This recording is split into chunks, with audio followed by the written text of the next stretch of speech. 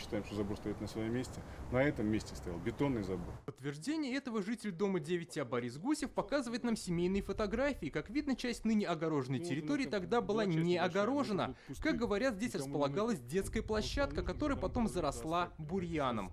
Была часть небольшая, но это был пустырь, никому не нужный. Он стал нужным, когда мы положили туда асфальт. Парковку на этом месте жильцы новостройки решили сделать в 2009 году. Для этого, как говорят, договорились со своими соседями из 9-го дома, к которому изначально относился этот участок. Мы провели в 2009 году собрание жильцов нашего дома и собрание жильцов дома Лядова 9. И, соответственно, по рекомендации администрации Верстательного района мы провели новый план межевания и реестрами и протоколами собраний утвердили новый план.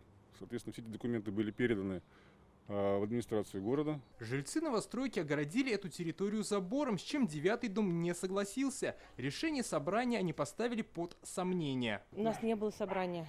Видимо, прошлись по подъездам, где-то кто-то кого в подъезде поймали и собрали где-то подписей штук 10. У нас тут 140 квартир, 230 жителей, 10 подписей, и то из них часть не тех жителей, часть подписалась и за, и против. Как говорят жильцы Сталинки, они обращались с жалобами в различные органы. В итоге из Комитета земельных и имущественных отношений исполкома Казани пришел ответ: спорный участок принадлежит 9-му дому. При обследовании установлено, что на участке расположен многоквартирный жилой дом.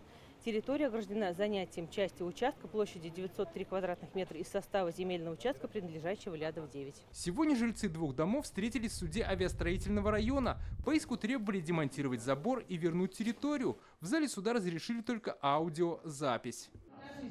Какую вашу землю? Вот ваша земля, заросшая бурьяном и травой, железная площадка. Где вы были 15 лет? К мирному соглашению жителям прийти не удалось. В итоге все решила Фемида. После исследования документов суд удовлетворил исковое требование жителей 9-го дома. Освободить часть земельного участка площадью 903 квадратных метра придомовой территории многоквартирного дома номер 9 Лядова города Казани путем демонтажа металлического забора в течение 1 месяца на месте привлечения законной силы. Это решение жители дома 9А собираются обжаловать. Также они инициировали еще один судебный процесс, где просят признать законность решений собраний жильцов, которые прошли в 2009 году. Дмитрий Аринов, Вадим Илларионов, ТНВ, Казань.